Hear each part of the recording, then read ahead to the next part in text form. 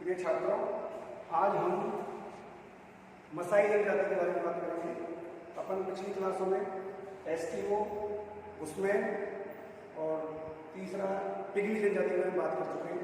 तो विश्व की जनजाति जो सिलेबस के अनुसार है वो मसाई जनजाति है, उसके बारे में आज बात करेंगे। मसाई जनजाति का निवास क्षेत्र अपन बात कर चुके हैं कि निवास क्षेत्र के लिए अपन को पहले लोकेशन पता होना चाहिए कि विश्व में ये जनजाति कहाँ पे पाई जाती है। इसके लिए अपन उस जगह का चित्र बनाएंगे। ये कौन सा महाद्वीप है? ये अफ्रीका महाद्वीप है और ये एशिया का भाग बना दिया।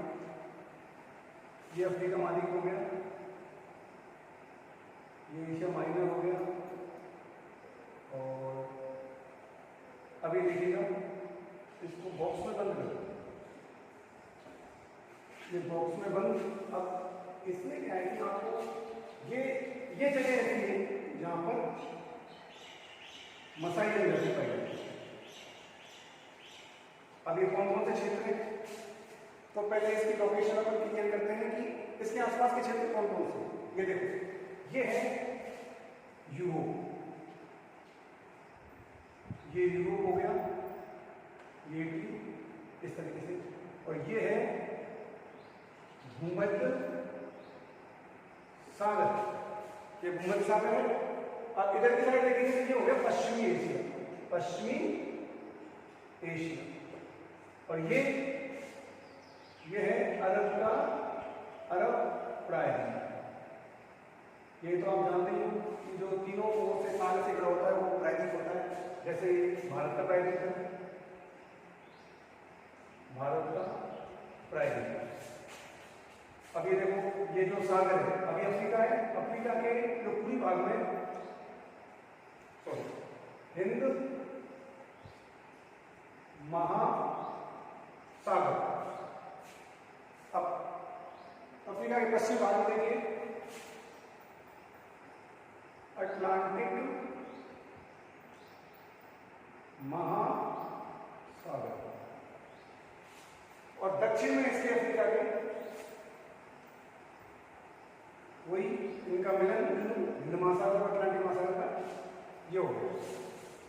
ये चारों ओर से ये महासागर से घिरा हुआ है। और ये देखिए इसके उत्तर में ये हो गया जो ये जनजाति पाई जाती है इसको लाल सागर, लाल सागर।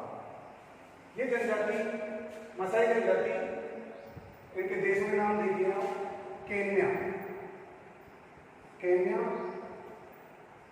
तंजानिया और युगांडा। युगांडा में भी खासतौर पर पूरी भाग में ये पाई जाती है। अब एटलस आप खोलोगे, उसमें देखोगे तो आपको पता चलेगा कि केन्या कहाँ पे है, तंजानिया किधर है और युगांडा किधर है। ये सारी लोकेशन आपकी क्लियर होनी चाहिए। पिछली क्लास में हमने पिग्मी जनजाति के बारे में बात करी। पिग्मी जनजाति के निवास क्षेत्र कांगो बेसिन था, जो ये क्षेत्र। और मसाई जनजाति का क्षेत्र किलिमंजारो पर्वत, किलिमंजारो पर्वत, कीनिया पर्वत और एल्गिन, इन पर्वतीय ढलानों पर यह जनजाति पाई जाती है। ये इसका निवास क्षेत्र की लोकेशन हो गई मैप के द्वारा। सबसे महत्वपूर्ण आपको ये चीज आनी चाहिए कि ये जनजाति किस क्षेत्र में निवास करती है। अब ये देखिएगा, आप ये भूमध्य रेखा है, ये इसके मध्य में से होकर गुजरती है, अफ्रीका के मध्य में होकर गुजरती है। ठीक है, तो 23.5 डिग्री, 23.5 डिग्री। तो ये भूमध्य रेखा के आसपास का क्षेत्र कौन सा हो गया? उष्णकटिबंधीय भूमध्य सागरीय जलवायु, सॉरी उष्णकटिबंधीय जलवायु। उष्णकटिबंधीय कह लो या विषुववृत्तीय जलवायु कह लो, कुछ भी इसका, ये दोनों नाम इसके हो सकते हैं। अभी देखिएगा, भौगोलिक दशाओं में एक बात कर ली कि यहाँ पे कौन सी जलवायु पाई जाती है, उष्णकटिबंधीय।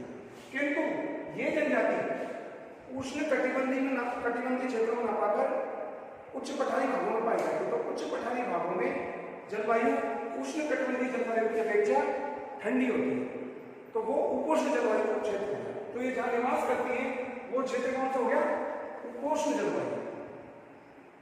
उपोष्ण जलवायु वाला क्षेत्र में निवास करते हैं। इसके अलावा भौगोलिक दशाएं देखें, तापमान, वार्षिक तापमान 18 डिग्री सेल्सियस से 30 डिग्री सेल्सियस तक, ठीक है। फिर वर्षा, वर्षा के बारे में आप देखिए, वार्षिक वर्षा 100 सेंटीमीटर,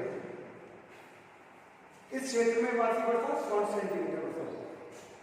तो वर्षा बात किस चीज को होगी, जब भौगोलिक दशाओं में उपोष्ण जलवायु पाई जाती है इस क्षेत्र में, जहां पे निवास करते हैं, तापमान ये पाया जाता है, वार्षिक वर्षा ये होती है। तीसरा है, चौथा पॉइंट है वनस्पति, प्राकृतिक वनस्पति। अब ये प्राकृतिक वनस्पति कैसी है? प्राकृतिक वनस्पति यहाँ क्या पाए जाते हैं, सवाना घास के मैदान पाए जाते हैं। ये जो भूमध्य रेखा जो क्षेत्र है, इसके ये क्षेत्र है, यहाँ पे सवाना घास के मैदान पाए जाते हैं। अब इनकी क्या विशेषता है सवाना घास के मैदान की? सवाना घास की जो घास होती है वो 1 फीट ऊंची घास होती है, जिसमें ये और मोटी होती है, और इसमें बीच बीच में बबूल के पेड़ होते हैं। ये ऐसा क्षेत्र होता है जहां पे ये चारागाह के रूप में काम में ली जाती है। और ये जनजाति मुख्य रूप से क्या है? पशुचारण, पशुपालक जनजाति। ये अपनी भौगोलिक दशा हो गई, इसमें 4 पॉइंट ये है, ये क्लियर। अब इसके बाद में देखिएगा शारीरिक संरचना। अब मसाई जनजाति के जो लोग हैं उनकी शारीरिक संरचना कैसी है, इसके बारे में हम बात करेंगे कि शारीरिक संरचना, ये जब अपन मानव प्रजाति का के बारे में पढ़ेंगे आगे अपने सिलेबस में, प्रजाति के बारे में पढ़ेंगे, तो अपने सिलेबस में देखिए भूमध्य सागरीय प्रजाति, और यहाँ पे कौन सी पाई जाती है? अपन पिग्मी जनजाति पढ़ाया था, मैंने बताया था, निग्रोइड प्रजाति, निग्रोइड प्रजाति। इन दोनों का मिश्रण किसमें देखने को मिलता है? मसाई जनजाति। मसाई जनजाति, अब इनके देखो मसाई जनजाति के जो कद है, कद कैसा है, बाल कैसे है, रंग कैसा है, इनके बारे में बात करते हैं कि कद तो इनका होता है लंबा, त्वचा का रंग भूरा, हल्का भूरा। इसके बाद बाल लंबे भी होते हैं और छल्लेदार भी होते हैं, दोनों मिश्रण पाया जाता है। नाक हल्की चपटी, और इसके अलावा ऐसी भी है कि भाई नाक पतली और लंबी भी है ये, और उंगलियां हाथों की उंगलियां, पैरों की उंगलियां लंबी होती है। ये इनकी विशेषता है जो इन दोनों के मिश्रण को दर्शाती है, भूमध्य सागरीय प्रजाति का और निग्रोइड प्रजाति का। इसलिए इसको इन दोनों की मिश्रित प्रजाति माना जाता है, जनजाति माना जाता है। अब ये देखिएगा, ये हो गया, इनको मिटा दूं भौगोलिक दशा, और ये सारी संरचना होगी। अब देखिएगा भोजन। अब भोजन में आप देखो कि भोजन इनका क्या है कि ये पहले मैंने बता दिया था कि ये पशुपालन करती है, पशुओं का पालन। इसमें ये कौन कौन सी जानवरों को यूज करते हैं? देखो, जो पालतू पशु है, पालतू पशुओं में गाय,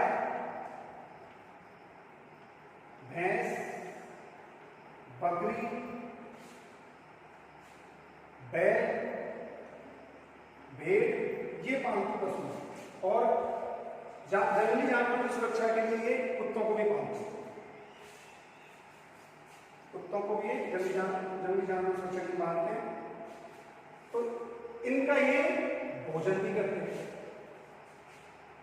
बाहरी जो जंगली जो शिकार करके लाते हैं, शिकार करके भी जंगली जानवरों को शिकार जिनका करते हैं उनको भी वो खाते हैं। अब देखिएगा खाने में गाय और जो बैल है इनको ये क्या करते हैं कि ये दूध में रक्त को मिला के पीते हैं। तो ये क्या करते हैं कि जो गाय और बैल है उनको क्या चमड़े के जो रस्सी होती है उससे उनकी गर्दन टाइट बांध देते हैं और फिर जो नसें दिखती है उसमें वो तीर से छिद्र करके और उस खून को इकट्ठा करते हैं और उस खून को दूध में मिलाकर ये बड़े चाव से, बहुत ही चाव से खाते हैं, पीते हैं। और इनका पेय पदार्थ भी शहद है, ये शहद का भी उपयोग करते हैं। ये सारी चीजें भोजन में आती हैं। और इसके अलावा ये भेड़, बकरी, बैल सबका मांस खाते हैं। अब ये देखो इसके अलावा भोजन में कृषि भी करते हैं। तो कृषि में देखो ज्वार, मक्का, बाजरा ये उगाते हैं और इनको ये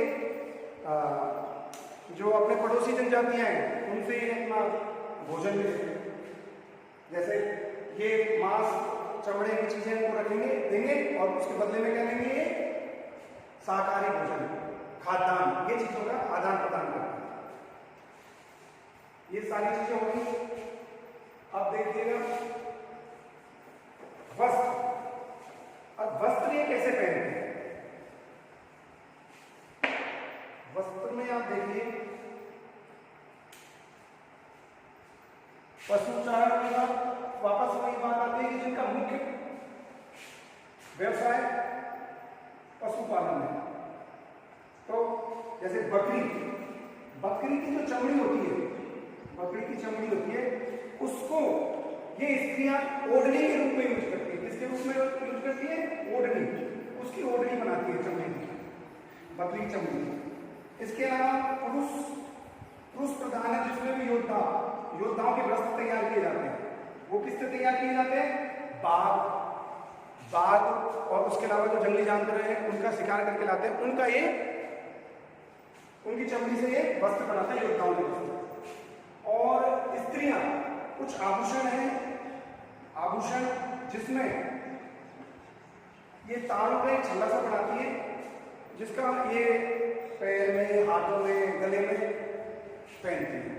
एक छल्लेदार होता है तो उसका ये वस्त्र आभूषण पहनती है। ठीक है, ये वस्त्र के बारे में हो गया। 3 चीजें हैं।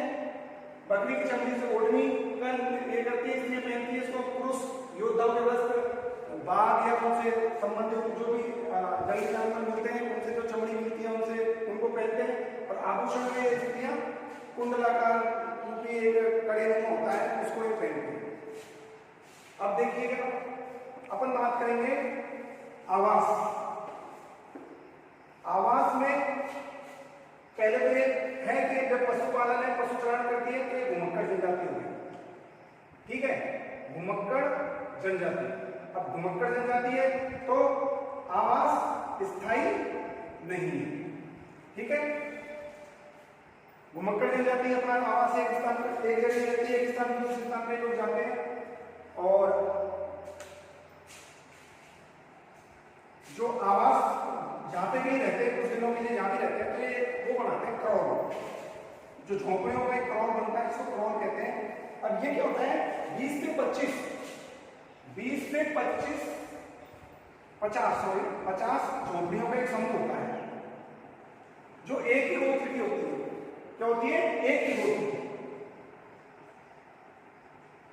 ये इसके समूह को क्रॉल कहते हैं। झोंपड़ियों का एक समूह होता है 20-50 झोंपड़ियों का, उसके समूह को क्या कहते हैं? क्रॉल।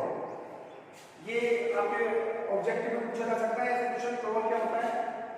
और जैसे ये भी पूछा जा सकता है कि अफ्रीका में कहां पर जनजाति पाई जाती है, कौन से देश है। तो जैसे मैंने बताया केन्या, जिसमें भी दक्षिणी केन्या, और तंजानिया में उत्तरी तंजानिया, और युगांडा का पूरी भाग। ये बिल्कुल फैक्ट है कि यहाँ पे पाई जाती है। इस तरीके से क्वेश्चन आपके ऑब्जेक्टिव टाइप में पूछा जाता है। अब आता है व्यवसाय में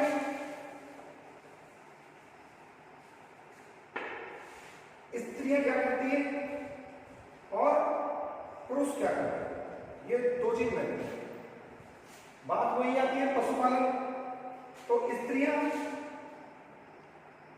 जानवर का, जो पालतू जानवर होते हैं उनका से दूध निकालते हैं, ठीक है। और जो बचा टाइम होता है उसमें भोजन, वस्त्र या फिर झोंपड़ियों को के निर्माण के लिए करती है, ठीक है। स्त्री क्या काम करती है, ये काम करती है। इसके अलावा पुरुष प्रधान क्या करता है, पुरुष और बच्चे ये पढ़ाई वढ़ाई तो करते नहीं है कि कहीं पढ़ने जाएंगे, इनका काम होता है देखो ये चरागाहों में जाते हैं। जैसे सामान्य घास के मैदान में टाइम जाते हैं, जब घास होती है अच्छी तो वहाँ चराने जाते हैं, या फिर दूर तक लेकर जाते हैं। ज़्यादा दूर नहीं, इनका ये रहता है कि ये ऐसे जाते हैं, सुबह जैसे ही सूर्य उदय हुआ चराने के लिए चले गए और शाम को जब अस्त होता है सूर्य उस समय वापस आ जाते हैं। ये इनका रोज का रूटीन रहता है। तो ये हो गया इनका व्यवसाय। अब इसमें देखो सोमालिया देश, अभी सोमालिया कहाँ पे लोकेशन, जब जगह का नाम आता है तो ये ध्यान रखो कि उसकी लोकेशन अपन को मैप में देखनी है कि सोमालिया आ गया तो सोमालिया कहाँ पे। अब सोमालिया देखो ये मसाई जनजाति का क्षेत्र है, तो सोमालिया ये बाहर, ये सोमालिया क्षेत्र।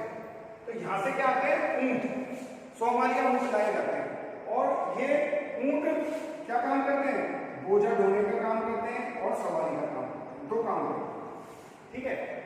और इसके अलावा अब लास्ट पॉइंट है 8वां, सामाजिक संगठन। सामाजिक संगठन कैसा है। अब सामाजिक संगठन में मैंने कुछ बिंदु इसमें दर्शा रखे हैं, आप देखेंगे कि सामुदायिकता का गुण पाया जाता है। अब सामुदायिकता का गुण क्या होता है कि ये एक व्यक्ति को महत्व ना देके समुदाय को महत्व देते हैं। समुदाय का इसमें महत्व होता है, ये पितृवंशी समाज है तो पुरुष की प्रधानता रहती है। बहुविवाह प्रथा, अब ये क्या है कि एक से अधिक पत्नी रखने की यहाँ पे प्रथा है। अब इसमें इनके जो सामाजिक कानून है इसमें सबसे मेन बात यह है कि यहाँ पे जो ये लोग रहते हैं ये अपना एक वो रखते हैं क्या कि जो जितना ये देखो सामुदायिकता का गुण ये बताई गई हमने, पितृवंशी समाज हो गया और बहुविवाह प्रथा, बहुविवाह से। अब तीसरा है बहुविवाह प्रथा। बहुविवाह प्रथा में क्या है कि ये जैसे किसी की 4 पत्नियां हैं तो पहली प्रथम पत्नी होगी, उसके पास पशुओं की संख्या सबसे ज्यादा होगी, द्वितीय पत्नी के पास उससे कम, तृतीय के पास उससे कम, चौथी पत्नी के पास उससे कम। और जो सामाजिक संगठन में यही सबसे मेन बात है कि जो जितने ज्यादा पशुओं को जिसके पास जितने ज्यादा पशु होंगे वो उतना ही धनी होगा, उतना ही धनवान होगा और उनकी प्रतिष्ठा समाज में उतनी ही अधिक होगी। ये इसकी सबसे महत्वपूर्ण बात है। अब इसके बाद देखिएगा कि योद्धा दल भी बनाते हैं लोग, और योद्धा दल के लिए क्या बचपन से उनको तैयार करते हैं योद्धाओं के, और जो भारी लोगों से सुरक्षा के लिए इन योद्धाओं को तैयार रखा जाता है एक दल बना के, और ये दल बाहर जाकर और अपने क्षेत्र का विस्तार करते हैं, संपत्ति लूटते हैं, ये इस तरीके से आसपास के क्षेत्रों को प्रभावित करते हैं, आक्रमण करके वहां से सामग्री इकट्ठा करते हैं, ये काम भी करते हैं। और लास्ट है इसमें सामाजिक जो संगठन है इसमें दंड व्यवस्था। और दंड व्यवस्था ये क्या होता है कि जैसे अलग अलग ग्रुप होते हैं उसमें जनजाति में, तो एक गोत्र में एक मुखी होता है। अब कोई मानो कोई ऐसा अपराध कर दे, बलात्कार चोरी ऐसी चीज हो जाती है तो मुखिया का फैसला अंतिम होता है, जो फैसला करेगा और फैसला जैसा वो अपराध करेगा वैसा उसको दंड दिया जाएगा। ये चीजें मसाई जनजाति के 8 पॉइंटों में है जो आप बुक में पढ़िएगा और आपको अच्छी तरह समझ में आ जाएगा। और कोई ऐसी बात हो तो आप मेरे से पूछ सकते हैं, मेरे मोबाइल नंबर आपके पास है।